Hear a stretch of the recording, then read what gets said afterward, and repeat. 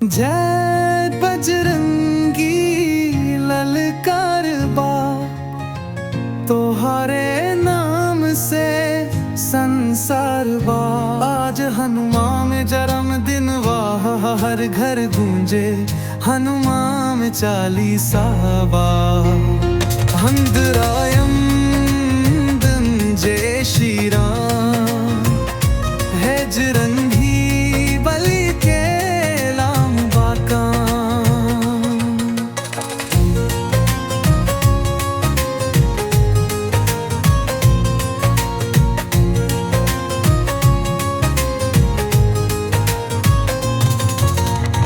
अंजनी माई के लाल तू, पवन देवता के गुणगान तू।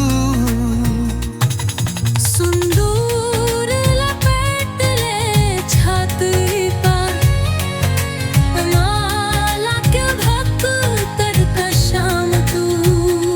अंतरायम दान जय श्री राम, हाजरूंगी बलि के नाम बाका।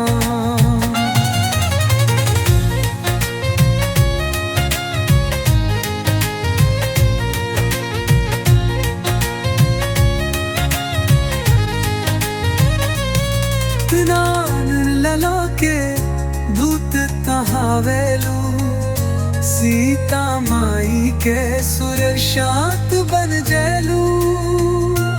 लंका जलीले बराही नीलीर, रफूतिल के तुम गहरर गंघवी। अंतरायम दां जय श्री राम, हाजरंगी बलि के नान बाता। वेदाम भाते राखे रहुआ, भक्तन के दुख भादे रहुआ। रति में तुहारू हिमा,